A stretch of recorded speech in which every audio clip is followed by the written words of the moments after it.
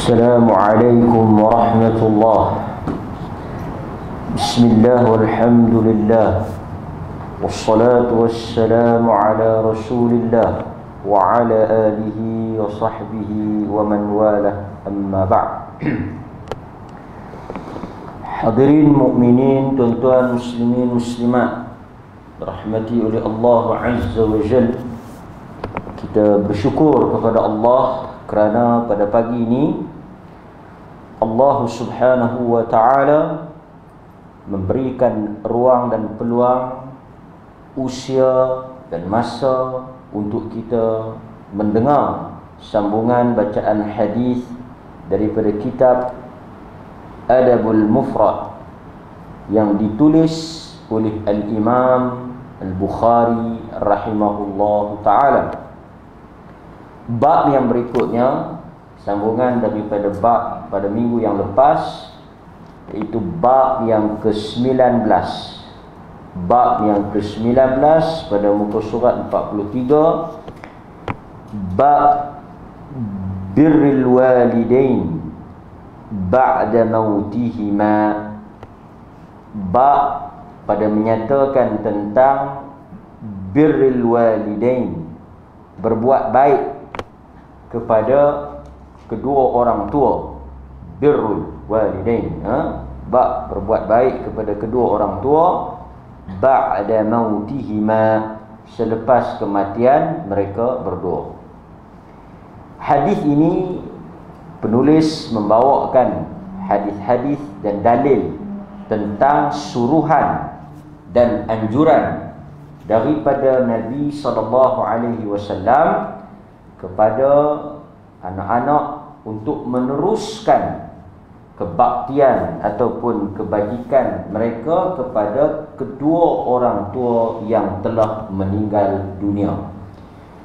Sebab itu tuan-tuan hadirin mukminin, kalau kita tengok hadis-hadis yang dibawa di dalam bab ini, kebanyakannya mengajar anak-anak bagaimana ataupun apakah amalan yang boleh dilakukan oleh seorang anak yang mana ibu bapa mereka sudah tidak ada di dunia. Sebab kalau hidup ada cara dia, kalau hidup ada perbuatan dan tindakan yang boleh kita lakukan jika mereka masih bersama-sama dengan kita. Cuma pada pagi ini kita akan membaca hadis-hadis yang mengajar kita kalau mereka sudah mati, apakah tindakan yang sepatutnya membantu mereka di alam barzakh ataupun di dalam kubur. Akhbarani Usaid ibn Ali ibn Ubaid an abihi annahu sami'a Aba Usaid yuhaddithu al-qawm.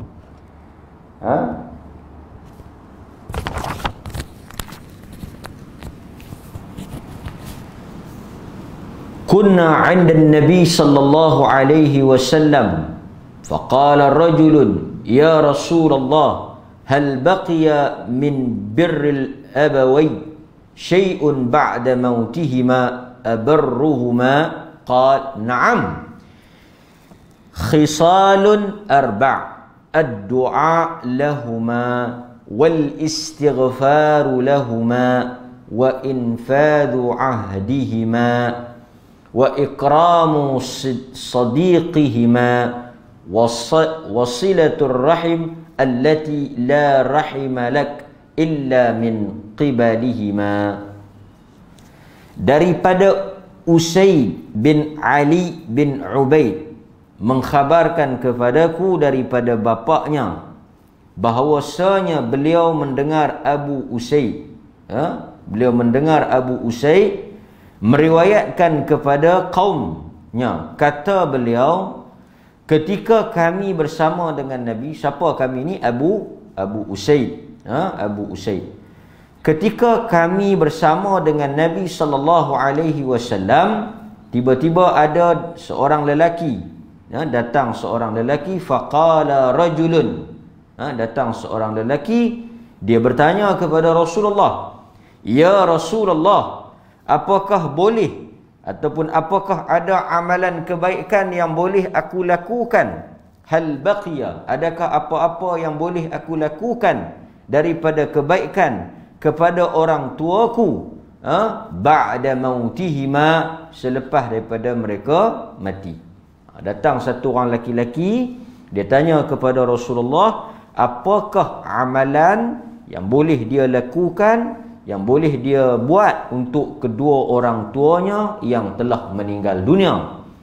Lalu kata Abu Usaid, Nabi menjawab soalan lelaki tersebut dengan berkata, na'am. Nabi kata, ya, boleh. Nabi kata, ya, boleh. Ada 4 perkara dan perbuatan yang boleh dilakukan oleh seorang anak untuk berbuat baik kepada kedua arwah ibu bapaknya. Yang pertama kata Nabi, ad-du'a lahuma. Seorang anak itu dituntut ataupun dibolehkan, digalakkan mendoakan kedua orang tuanya yang telah mati.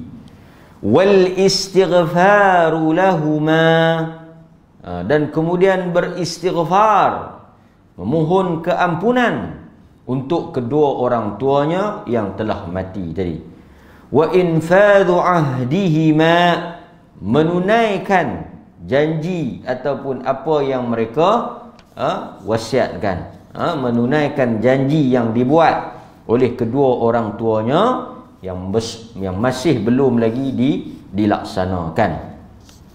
Wa ikramu sadiqihima, memuliakan, yang keempat, memuliakan kawan-kawan kedua orang tuanya, memuliakan sahabat ibu ayah kita, dan meneruskan wasilatur rahim allati la rahima lak illa min qibalihima, dan meneruskan hubungan silaturrahim dengan sahabat-sahabat kedua orang tua mereka. Ini ahli keluarga mereka daripada ibu ayah itu, diteruskan hubungannya. Ini 4 perkara yang boleh dilakukan oleh seorang anak untuk membantu dan memberikan manfaat kepada kedua orang tuanya.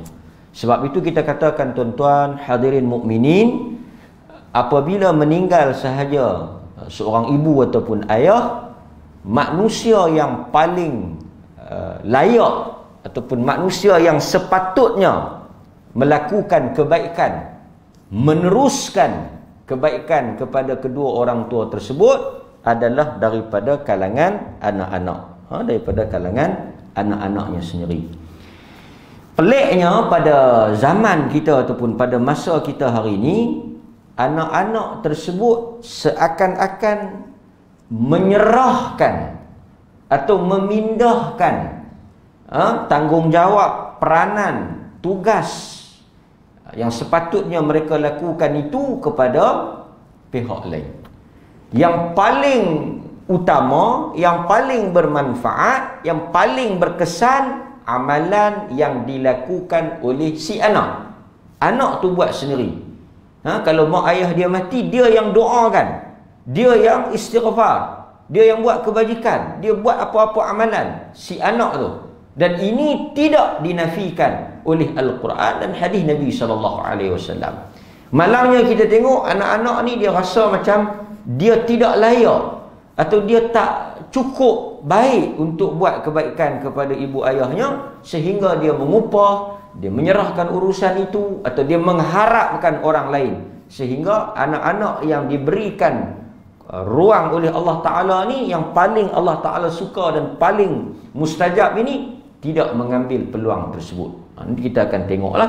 Jadi mana-mana anak-anak, sebelum kita mengharapkan orang lain mendoakan ibu kita, ayah kita, arwah ibu dan ayah kita, orang-orang yang dah meninggal di kalangan ibu ayah dia, dia yang sepatutnya mendoakan ibu ayah dia.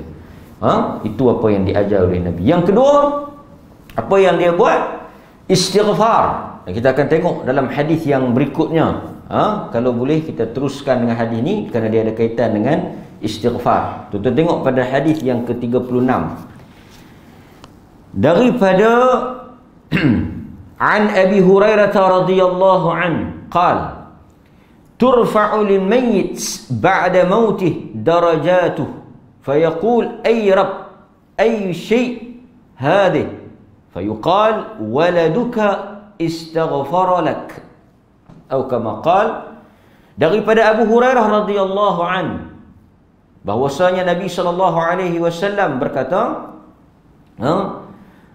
daripada Abu Hurairah dia berkata, turfa, diangkat darjat mayit, orang yang telah meninggal dunia.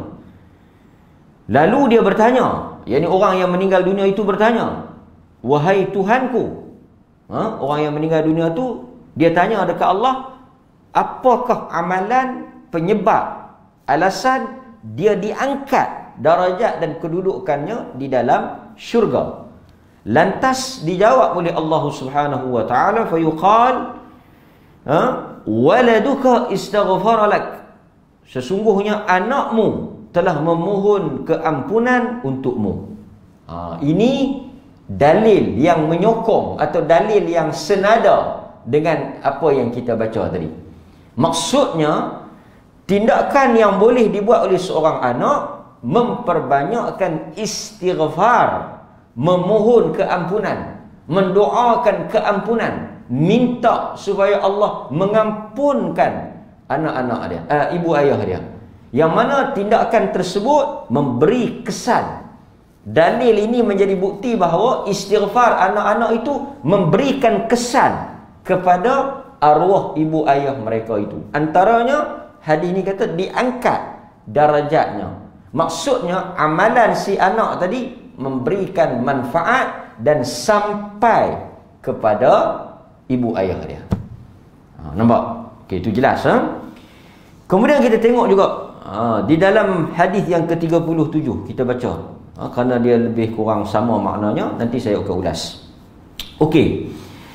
Daripada Muhammad bin Sirin, dia berkata, ketika kami bersama dengan Abu Hurairah radhiyallahu an pada satu malam, Abu Hurairah radhiyallahu anhu berkata, ya Allah, ampunkanlah Abu Hurairah dan juga ibuku serta siapa yang mendoakan keampunan untuk keduanya.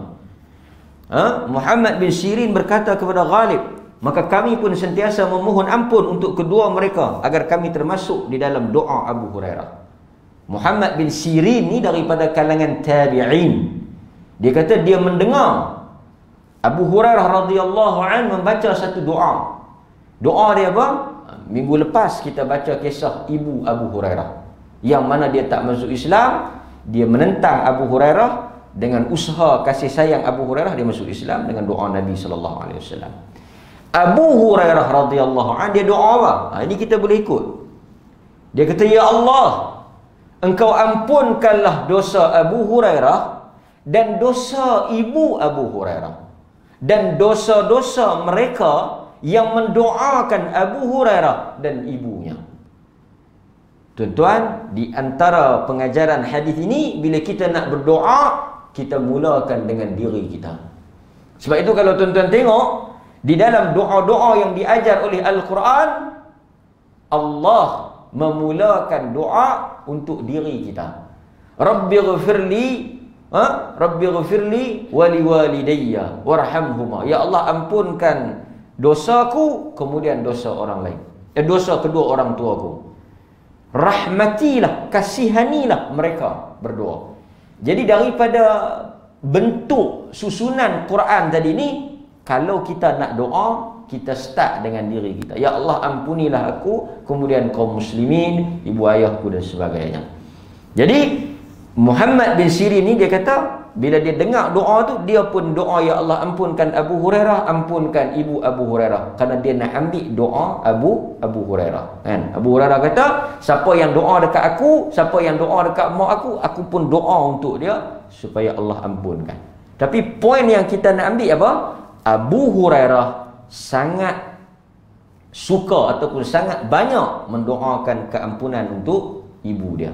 Jadi kita yang anak-anak ni sayang, cinta kepada ibu ayah kita, apa yang patut kita buat?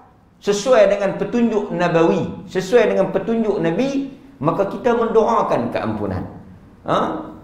Walaupun baru mati ke, lama mati ke, tak ada masalah. Ya Allah, ampunkan dosa ibu aku, dosa ayah aku yang telah meninggal dunia, yang masih hidup ke dan sebagainya. Manusia yang meninggal dunia, perkara yang paling dia harapkan, perkara yang paling dia minta kepada kita sebagai anak-anak atau orang yang hidup ni adalah keampunan. Dia nak kita mendoakan keampunan kerana dia berhajat kepada keampunan tersebut. Jadi tuan-tuan, sibukkan diri kita dengan meminta keampunan kepada ibu ayah kita. Saya tak mau sentuhlah benda-benda yang tuan-tuan melihat banyak masyarakat kita buat itu. Apa-apa amalan yang masyarakat buat itu, tuan-tuan jelas kedudukannya dan tuan-tuan jelas dari sudut hukumnya. Tapi saya nak sebut yang benar, yang sahih, yang diajar oleh Nabi itu doa. Tak perlukan duit, tak perlukan wang. Kita angkat tangan, ya Allah ampunkan mak aku, ya Allah ampunkan ayah aku, ya Allah rahmati mereka berdua. Itu perkara yang paling mudah.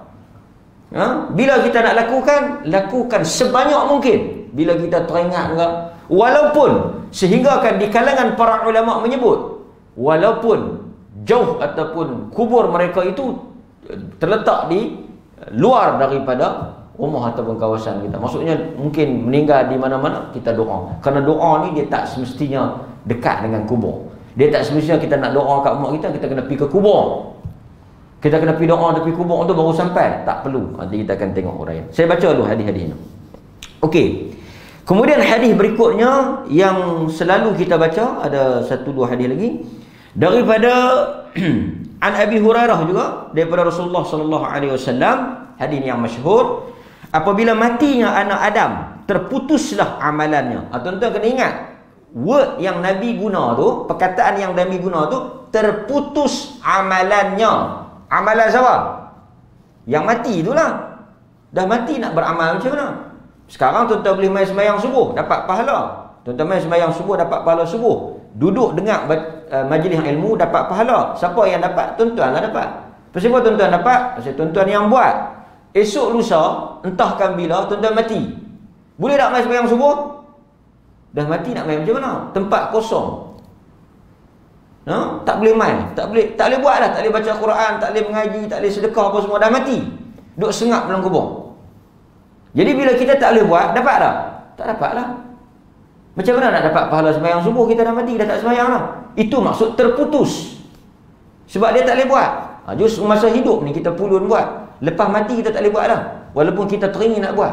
So, pahala dah tak dapat. Pasal kita tak buat, pahala tak dapat. Maksud putus amalan itu, kita dah tak boleh buat amalan tu. Pasal apa tak boleh buat? Pasal dah mati. Pasal tu orang yang tak beramal, dia telah mati sebelum mati. Orang yang tidak beramal ni seolah-olah dia dah mati lah. Dia pasal orang tak semayang. Artinya seolah-olah dia dah mati pasal dia tak buat. Itu saya nak sebut kat tuan-tuan, yang putusnya amalan kita. Orang lain dia hidup, dia bolehlah buat. Untuk siapa? Untuk kita. Sebab itu saya nak petik, kalau menariknya, kita dengar sikit apa yang disebut oleh Al-Imam An-Nawawi rahimahullahu ta'ala. Ini perkataan Imam An-Nawawi. Dia kata apa? Bila mati anak Adam tu, terputus amalannya kecuali sedekah jariyah. Sedekah jariyah ni waqaf. Sedekah jariyah ni ulama sebut maksudnya waqaf, yang dia waqaf. Yang tu tak putus. Yang kedua, ilmu yang dia ajar bermanfaat untuk orang lain. Walaupun kecenderungan ulama memaksudkan ilmu agama, tetapi kita faham umum lah. Sebab dia kata ilmu yang bermanfaat, walaupun termasuk dalam ilmu duniawi. Okey. Dan yang ketiga, anak yang mendoakan kebaikan untuk ibu bapa dia. Okey, dengar apa yang disebut oleh Al-Imam An-Nawawi. Dia kata, telah ijma' di kalangan para ulama. Ini kita nak bagi clear begini. Telah bersepakat di kalangan ulama bahawa doa untuk orang-orang yang sudah mati, doa untuk orang-orang yang sudah mati, ijma', tak ada ulama berbeza pendapat dalam bab ini. Semua sepakat hukum dia adalah bermanfaat bagi mereka. Doa kita minta supaya diampunkan, dilapangkan kubur, diberikan kebaikan apa saja bermanfaat untuk si mati. Dan pahalanya sampai kepada mereka, ibu bapa kita. Dalilnya kata Al-Imam Nawawi, surah Al-Hasyr ayat yang ke-10. Maksud ayat, dan orang-orang yang datang sesudah mereka muhajirin dan ansar berdoa kepada Tuhan mereka, ya Tuhan kami, ampunilah dosa kami dan dosa saudara kami yang telah beriman lebih dahulu daripada kami. Juga diriwayatkan dalam hadis Nabi SAW bersabda, ya Allah ampunilah bagi yang hidup. Ini Nabi sendiri baca, ya Allah ampunkanlah bagi yang hidup dan juga yang telah meninggal dunia daripada kalangan kami. Itu apa yang disebut oleh Al-Imam An-Nawawi rahimahullahu ta'ala. Maksudnya bermanfaat. Jadi kalau tuan-tuan tanya, apa nak buat? Doa. Bila nak doa? Bila-bila. Jadi tanda kasih, tanda sayang itu apa? Memperbanyakkan doa. Siapa yang doa ni? Si anak tu lah yang doa untuk mak ayah dia. Kan? Itu tidak ada khilaf. Dalam mana-mana mazhab semua sepakat sampai bermanfaat, dapat pahala dan membantu dengan izin Allah kepada si mati. Tapi kalau anak tu memang kita pun tengok tak ketahuan jurus, tak ketahuan pala ekor, macam mana dia nak doa? Dia sendiri pun tak tentu hala. Maka sebab itu tuan-tuan, pentingnya mempunyai anak yang beriman, kerana anak yang beriman dia akan berdoa untuk ayah mak dia. Okey. Kemudian kita tengok sikit hadis yang terakhir yang dibawa oleh pengarang kitab kita ni. Ani Ibn Abbas radhiyallahu anhuma anna rajulan qala ya Rasulullah inna ummi tuwfiyat wa lam tusi. Dia kata mak dia mati. Ibnu Abbas kata mai satu laki-laki, dia kata ya Rasulullah mak dia mati mengejut, wa lam tusi, dan dalam keadaan mak dia tidak berwasiat apa-apa. Mati tiba-tiba tak ada wasiat apa-apa. Dia mai tanya dekat Nabi ni, afayanfa'uha an atasaddaqa anha. Kalaulah mak dia tak pesan, kalau mak dia pesan, okey tuan-tuan, kena beza. Kalaulah si ibu tu mati, dia kata wahai anak aku, kalau aku mati, hang ambil duit aku ni 30,000 ke berapa ribu ke, pergi bagi kat masjid. Yang tu amalan siapa? Amalan anak dia ke amalan mak? Amalan mak. Dia kata kalau aku mati hang buat korban. Duit aku dah simpan lah 500 600. Tolak daripada duit paraid tu, hang ambil pergi buat korban. Tu amalan siapa? Amalan mak dia. So wasiat, kalau dia wasiat, walaupun kita yang memenuhkan wasiat tu, menunaikan wasiat tu, tapi dia kira amalan si mati. So yang ni mak dia tak pesan, bukan amalan mak dia lah. Kalau mak dia suruh, itu amalan mak dia, walaupun kita yang buat. Sebab tapi arahan tu daripada dia, jadi hak dia lah. Tapi yang ni dia kata dia tak abang apa, cuma aku teringat lah. Pasal apa dia teringat? Pasal dia anak yang bagus. Anak yang bagus ni dia akan teringat. Pasal itu tuan-tuan, kita tak tentulah juga, tapi saya kata kalau di dunia pun tak teringat dah. Kalau kita masih hidup pun dia tak teringat dah. Kalau kita mati lagi tak teringat dah. Kan? Boleh faham? Dapat? Okey. Jadi tuan-tuan, dia kata sekarang ni dia terdetik, terlintas di hati dia. Cuma dia nak tanya ada manfaat tak? Kalau tak ada manfaat, dia tak payah buat lah. Ayanfa'uha, kalau dia bagi sedekah atau saddaq, kalau dia pergi bagi sedekah untuk mak dia, tapi dia yang nak buat, dia anak, dia nak bagi sedekah.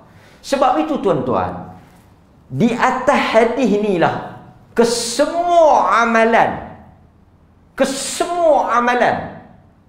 apabila kita niatkan untuk ibu ayah kita based on hadis ni, dia sampai.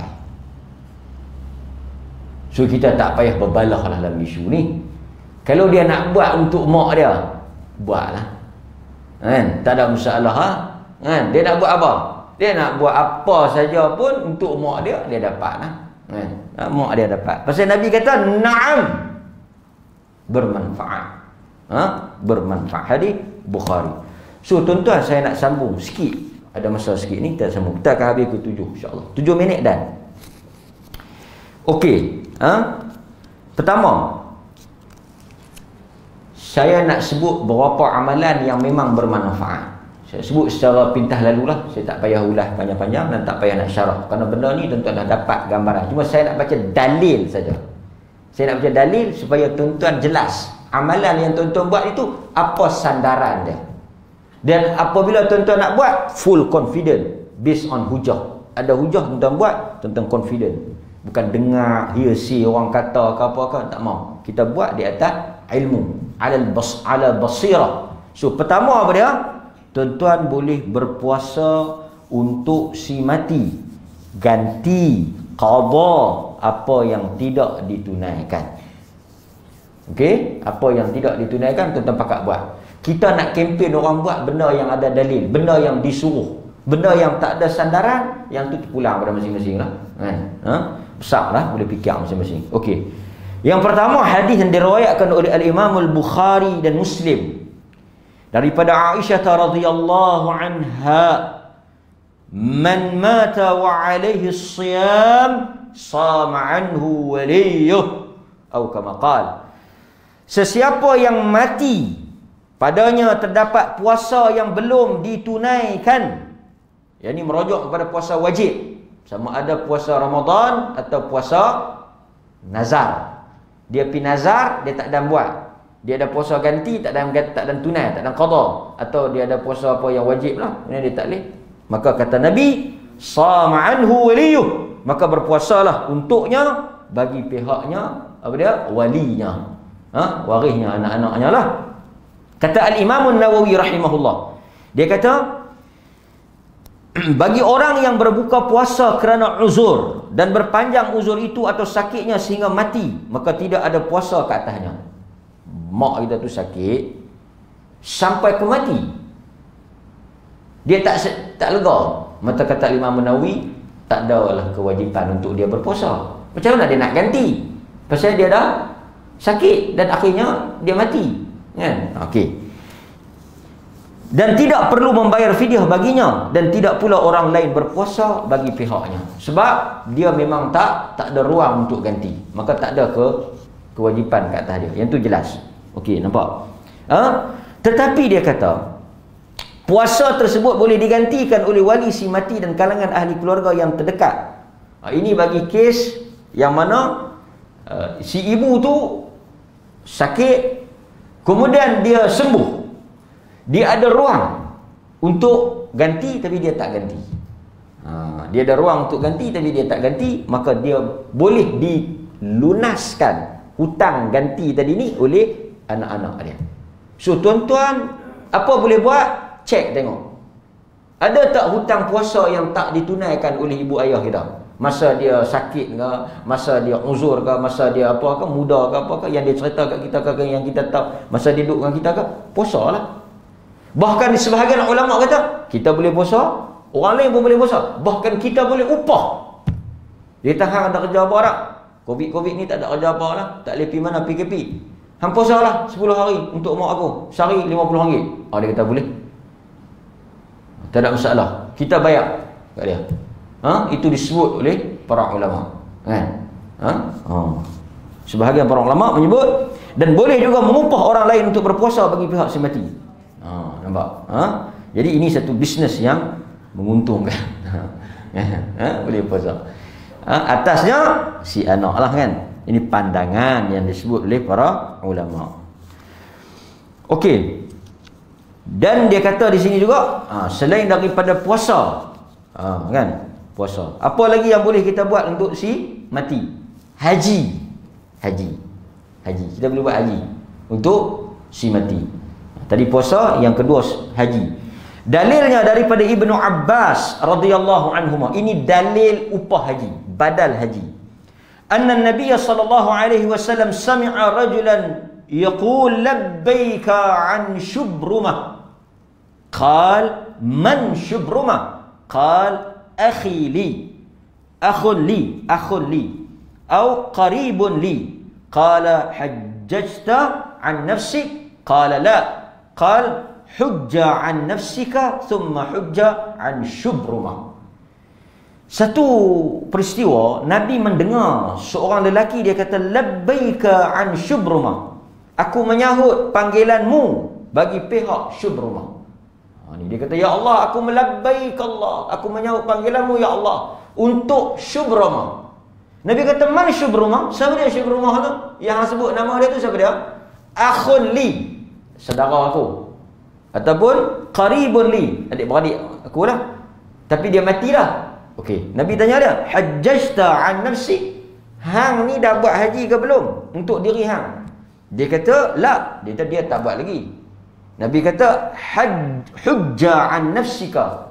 Kau pergi buat dulu haji, settle dulu hak hang yang bagi pihak hang, kemudian thumma hujja an syubrumah. Lepas tu next time kau buat pula haji untuk syubrumah. So ini dalil boleh buat haji bagi pihak orang lain, kan? Hadis yang kedua juga menunjukkan boleh. Antaranya daripada Ibnu Abbas, saya baca terus dia punya terjemahannya. Seorang wanita dari Juhainah datang menemui Rasulullah dan berkata, ibuku bernazar untuk menunaikan haji. Maka kata dia, tapi dia mati sebelum sempat menunaikan haji. Bolehkah aku menunaikan haji bagi pihaknya? Jawab baginda, ya, tunaikanlah haji untuknya, kerana dah jadi wajib pasal dia bernazar. Apakah pandangan kamu kalau ibu kamu berhutang? Apakah perlu engkau melunaskannya? Nabi tanya, kalau mak hang ada hutang, kena bayar tak? Dia kata, kena bayar lah, wajiblah bayar. Apatah lagi ini buat haji ni dianggap, nazar ni dianggap hutang dengan Allah. Hadis ini direkodkan oleh Al-Bukhari di dalam sahih dia. So itu dalil yang kedua, bolehnya kita buat amalan yang berbentuk haji kepada ibu ayah kita. Dan yang terakhirnya, selain daripada tadi puasa, haji, lastnya kita ambil apa dia? Iaitu menunaikan atau melakukan sedekah. Yang ini umumlah kepada si anak. Boleh kita melakukan apa-apa sedekah, seperti mana yang disebut oleh Sa'ad bin Abi Waqqas. Mak dia mati dalam keadaan tidak berpesan apa-apa. Cuma dia kata dekat Nabi SAW, dia kata kalau mak dia masih hidup, tentu mak dia akan bersedekah. Bolehkah dia bersedekah bagi pihak ibu bapa dia? Bagi pihak ibu dia yang mati tadi ni, maka kata Nabi, dia mendapat pahala. Ni mak dia mendapat pahala daripada apa yang dilakukan oleh Sa'ad bin Abi Waqqas. Itu umumlah dari sudut wakaf dan sedekah. So tuan-tuan, dalil-dalil yang kita baca pada pagi ni, termasuk apa yang disebut oleh Al-Imam Al-Bukhari dalam kitab dia ni, dari sudut istighfar, dari sudut doa, dari sudut menyambung silaturahim, berbuat baik kepada kawan-kawan ibu ayah kita yang mereka masa hidupnya berkawan baik, kemudian kita meneruskan dengan amalan-amalan seperti puasa, haji, sedekah, wakaf, yang mana kesemuanya ini walaupun dilakukan oleh si anak tanpa wasiat oleh si ibu dan ayah, kesemuanya memberikan manfaat, pahalanya sampai kepada si mati dan membantu si mati di alam barzakh dan di alam akhirat. Ini sepakat. Ini perkara yang disokong oleh dalil. So apa lagi yang patut si anak buat? Teruskan kebaikan tu. Tak ada khilaf. Banyak benda kita boleh buat. Cuma pokok pangkalnya, anak tu mesti macam anak-anak yang kita baca dalam hadis ni lah. Anak-anak yang mai tanya dekat Nabi, anak-anak yang ada kesedaran, anak-anak yang teringat untuk buat baik kepada ibu ayah dia. Anak-anak ini yang kita harapkan mereka meneruskan kebaikan. Kita banyak mana pahala kita ada, kita harap mereka bantu kita. Inilah harta yang paling besar yang ditinggalkan oleh ibu ayah, anak-anak yang beriman dan bertakwa. Okey. Jadi cukup sekadar itu ilmu yang kita dapat pada pagi ini, dan mudah-mudahan kita meneruskan dengan amalan lah, kan? Sampaikan khabar berita ini kepada anak-anak yang kita kasih, bahawa mereka boleh membantu kita selepas daripada kita mati. Sila. Haji, puasa, sedekah, atau solat tu boleh juga ke limpah kan? Solat tak boleh. Solat tak ada dalil. Solat tak ada dalil, dan solat tidak boleh dilakukan. Tak ada solat hadiah, kan? Memang banyaklah orang tanya berkaitan dengan mak dia tinggal solat, dia nak tebus solat, qada solat. Dalam hadis dia ada qada puasa, dia ada qada haji. Bukan maksud qada haji, buat hajilah, mak dia tak ada buat, dia buat. Itu sebut dalam hadis. Amalan yang tak ada petunjuk, yang tak ada suruhan yang kita boleh ganti ni sembahyang. Sembahyang ni atas diri sendiri, kan? Ini pentingnya solat. Adapun korban juga, kalau saya boleh sentuh sikit. Korban ni khilaf besar di kalangan para fuqaha. Boleh tak boleh? Boleh buat tak boleh buat? Sekurang-kurangnya ada 3 pendapat. Satu dia kata boleh. Pandangan yang kata boleh, umum, siapa-siapa nak buat boleh, kerana dia masukkan korban tu di dalam bab sedekah. Dia masukkan bab korban tu dalam sedekah. Maksudnya macam kita sedekah duit bagi pihak, dia kata ustaz ni 500 untuk arwah mak saya, ini korban pahala untuk mak saya, dia masukkan dalam bab tu, dia kata boleh. Yang kedua dia kata boleh dengan syarat diwasiatkan oleh si mati. Kalau si mati tak wasiat, tak boleh. So si mati sebelum mati dia wasiat, dia kata tolong buat korban, maka boleh. Yang ketiga dia kata tak boleh kerana korban ini atas amalan diri si mati. Wallahu taala a'lam. Sallallahu ala nabiyina Muhammad wa ala alihi